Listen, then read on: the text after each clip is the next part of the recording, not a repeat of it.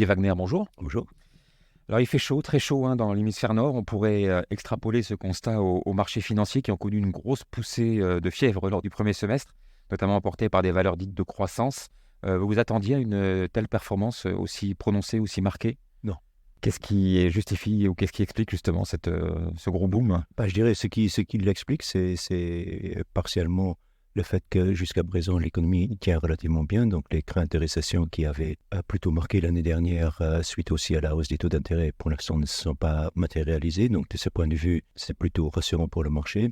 Et ensuite, il y a bien sûr la thématique de l'intelligence artificielle qui fait un peu à nouveau rêver les investisseurs. Et de ce point de vue, effectivement, qui explique aussi pourquoi les valeurs de croissance et notamment les valeurs technologiques ont été de loin les gagnants du premier semestre, et que de l'autre côté, en fait, des secteurs ou des valeurs qui sont traditionnellement plutôt défensifs, je dirais la consommation de base ou la santé, sont clairement à la traîne, puisqu'à nouveau, les risques de récession, ou en tout cas les craintes de récession pour l'instant ne sont pas encore matérialisées.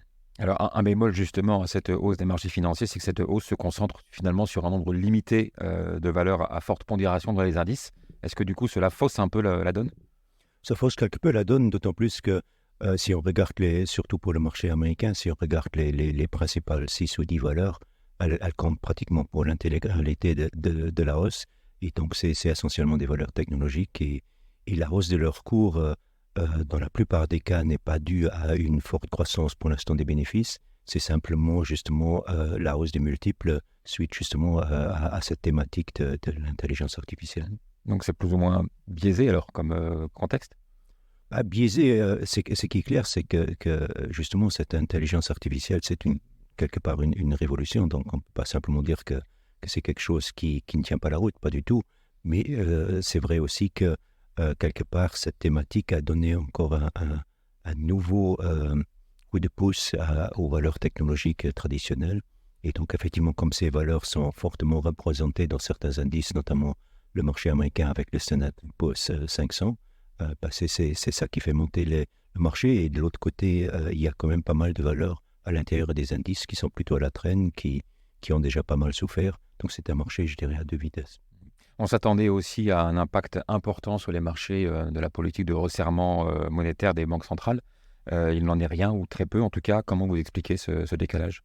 Je l'explique partiellement par le fait que le marché, donc il y a toujours les deux facteurs qui sont importants pour le marché, donc la croissance des bénéfices des entreprises et les multiples de valorisation. L'année dernière, avec la hausse des taux d'intérêt, les multiples avaient baissé. Cette année, donc, le marché d'un côté se dit quand même qu'avec le recul de l'inflation, la hausse des taux d'intérêt devrait prochainement se terminer. Et de l'autre côté, comme pour l'instant l'économie, la croissance tient plus ou moins la route, la croissance des bénéfices n'est pour l'instant pas remise en question. Donc je dirais ces deux facteurs, effectivement, expliquent un peu ce que finalement les marchés font cette année-ci. Arrive-t-on du coup mécaniquement vers la fin de cette tendance fortement haussière sur les marchés financiers? Ça, c'est difficile à dire. Donc, à nouveau, comme je disais, donc pour moi, il y a les deux facteurs donc, qui ont toujours marqué l'évolution des marchés. Donc, c'est clairement les bénéfices et les multiples.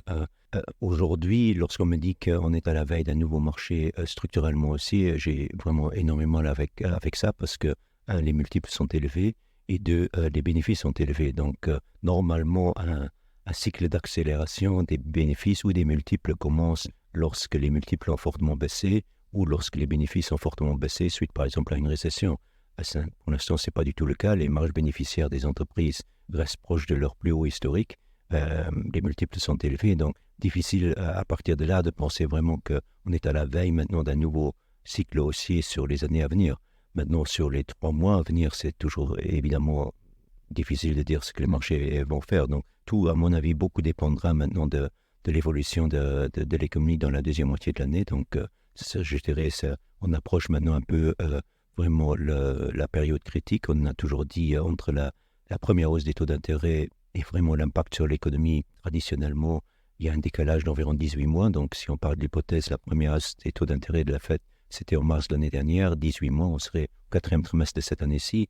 Donc, je dirais, dans la deuxième moitié de cette année-ci, on va voir vraiment si l'économie réussit à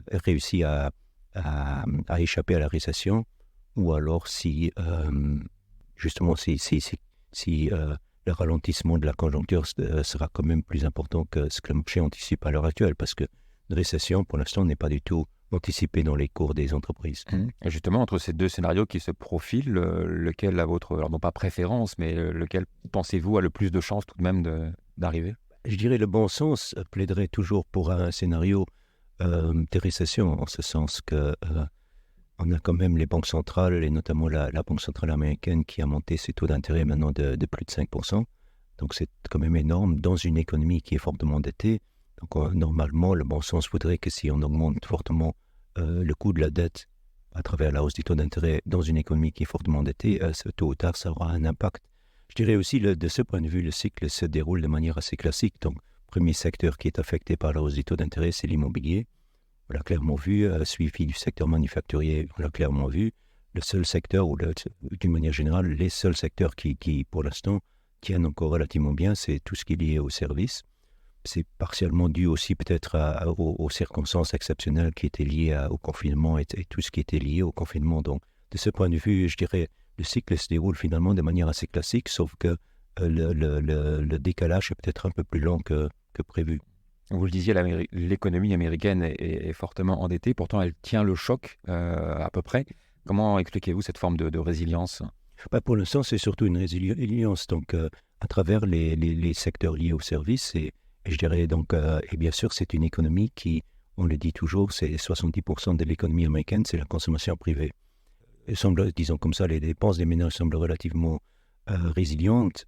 C'est peut-être dû, certains disent, c'est parce que lors du confinement, on a pu mettre de côté de l'argent parce qu'on ne pouvait de toute façon pas dépenser alors qu'on continuait à recevoir des revenus. Et donc, que ce coussin, maintenant, il est utilisé pour des voyages, pour aller au restaurant, etc. Mais bon, tout ça ne peut pas durer éternellement non plus. Mais donc, c'est clairement là, plutôt dans les services, qu'on voit que l'économie, pour l'instant, tient relativement bien. Ensuite, il y a aussi, bien sûr, aux États-Unis, un déficit budgétaire et donc des dépenses publiques qui sont relativement importants. Donc, c'est plutôt ces facteurs-là qui continuent à relativement bien soutenir l'économie. Alors qu'en Europe, c'est un peu, et en Asie, la situation est un peu différente. Justement, Europe et Asie, est-ce que la spirale actuelle est plus ou moins inéluctable? On a l'impression qu'on ne voit pas le bout.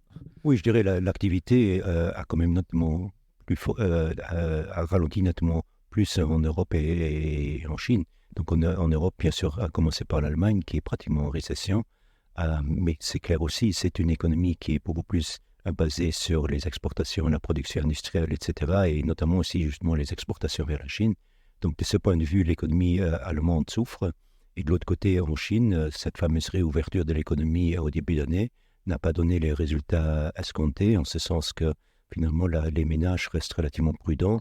Il y a aussi la faiblesse du marché immobilier qui, souvent pour les ménages, c'est quand même leur principal actif. Donc de ce point de vue, ces deux économies, pour l'instant, ne vont pas très bien.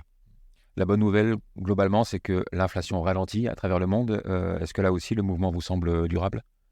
Oui, le mouvement, donc on avait dit au début d'année que pour nous, l'inflation allait ralentir cette année-ci. C'était relativement logique, étant donné qu'il y avait déjà l'effet de base, donc qui faisait qu'au début, le premier semestre de l'année dernière, on avait une inflation relativement élevée. Donc, le premier semestre cette année-ci, comme on compare toujours avec le même mois d'il y a 12 mois, donc comme là, l'effet de base était relativement élevé, c'est assez logique que l'inflation allait continuer à baisser. Il y avait aussi la baisse des cours des matières premières, la normalisation des chaînes d'approvisionnement, tout ça faisait que l'inflation était en baisse. Maintenant, il faut dire même avec cette inflation officielle en baisse, le noyau dur de l'inflation, donc hors énergie, alimentation, les chiffres restent quand même un peu préoccupants. Maintenant, il faut voir dans la deuxième moitié de l'année où cet effet de base va un peu se retourner, les comparaisons deviendront plus difficiles. Donc là, la question, c'est plutôt de dire est-ce que l'inflation va vraiment reculer vers les 2% ou en dessous, qui reste l'objectif officiel des banques centrales, ou est-ce qu'on aura une inflation qui sera peut-être durablement plus élevée, ou en tout cas plus volatile, avec des phases de désinflation, voire même de déflation, suivies à nouveau de phases d'inflation, ce qui est plutôt notre scénario. Dans ce contexte global, quelles sont les perspectives qui s'offrent aux investisseurs qui souhaitent évidemment générer de la performance? Aujourd'hui, on peut dire de toute façon, pour un investisseur classique, il y a les placements à revenus fixes, donc les comptes à terme ou les marchés obligataires qui offrent quand même un peu à nouveau des rendements, alors que ce n'était plus le cas il y a 2 ans. Là, aujourd'hui, donc ça, c'est des placements pour des investisseurs qui ne veulent pas nécessairement prendre des risques. Ces placements, au moins, aujourd'hui, il y a une alternative. On me disait pendant longtemps, il n'y a pas d'alternative aux actions. Il y en a à nouveau. Donc ça, c'est une possibilité. La deuxième, nous, on a toujours dit, on croit aux bonnes entreprises, et donc a fortiori aux actions. Maintenant, le tout est d'être sélectif. Et bien sûr, lorsqu'on parle des actions, toujours le dire avec le bémol, il faut avoir un horizon d'investissement suffisamment long. Surtout maintenant, après un premier semestre qui a quand même été très bon pour les actions. Donc, il faut être conscient qu'on peut à tout moment avoir des corrections un peu plus importantes. Mais à nouveau, sur le moyen long terme, on continue à penser que les actifs réels, il faut les privilégier aux actifs monétaires, surtout dans un environnement où la dette est extrêmement élevée. Et donc, dans les actifs réels, il y a les actions, mais dans les actions, donc, il faut vraiment être sélectif et effectivement se limiter aux bonnes entreprises. Un petit mot sur l'or pour terminer comme de tradition. Même si le cours a un peu reculé depuis, l'impact à la fois de la hausse des taux nominaux et du recul de l'inflation a été beaucoup plus limité que ce qui était redouté. Pourquoi ? Oui, justement, ce qui est intéressant dans l'or déjà l'année dernière, c'est que normalement, on aurait pu penser qu'avec la forte hausse des taux d'intérêt de la Réserve fédérale, avec la force du dollar l'année dernière, que l'or allait souffrir. Or, l'année dernière a été relativement inchangé en dollars et a monté en euros ou en yens, etc. Donc, à chaque fois, lorsqu'un actif ne se comporte pas comme il devrait se comporter, c'est que souvent, il y a d'autres raisons derrière. Et derrière la hausse de l'or ou la bonne tenue de l'or, il y a notamment les achats des banques centrales, donc, qui sont extrêmement importantes, notamment les banques centrales de l'Est. Donc ça, c'est clairement un élément qui soutient le cours de l'or. Et je dirais l'autre élément, c'est clairement aussi que, nonobstant la hausse des taux d'intérêt qu'on a connue, tout le monde sait très bien qu'on a trop de dettes, on a des déficits budgétaires de plus en plus élevés. Tout ça va continuer à amener à une offre qui est continuellement en hausse de la monnaie papier, que ce soit l'euro et le dollar. Et à l'inverse, une monnaie comme l'or, dont l'offre est relativement stable, donc normalement elle devrait s'apprécier contre ces monnaies. Et je pense que ça, c'est des facteurs qui soutiennent le cours de l'or. Donc, un, le fait qu'il y a les achats des banques centrales, et deux, le marché qui se dit que la hausse des taux d'intérêt ne sera pas éternelle, ou tôt ou tard, les banques centrales devront à nouveau baisser leur dos. Alors, dans la dernière publication en perspective de la Banque de Luxembourg, vous évoquez le fait que l'or, justement, se positionne de plus en plus comme une véritable alternative au système financier actuel, plutôt basé sur le dollar. Est-ce que cela peut, à terme, profondément bouleverser la donne et le rapport de force avec le métal jaune ? Je dirais que ce qu'on voit clairement, c'est certains pays, à commencer par la Chine, veulent effectivement créer un système, une alternative au système financier actuel qui est basé sur le dollar. Souvent, on utilise de nos jours le terme de dédollarisation. Je dirais que le dollar, clairement, restera la principale monnaie de réserve pendant encore très, très longtemps. Mais à côté de ça, donc, il y a cette volonté de la Chine, d'autres pays, d'offrir une alternative à ce système basé sur le dollar, d'avoir, par exemple, aussi les cours des matières premières, non seulement uniquement cotés en dollars, mais peut-être dans leur propre monnaie. Et donc, tout ça, cette alternative, pour justement convaincre peut-être des pays à souscrire à ce nouveau système financier. Je pense que dans ce système financier, l'or peut jouer un rôle très, très important. Et c'est ça, à mon avis, qui va continuer à soutenir la demande d'or aussi, notamment provenant de ces pays-là.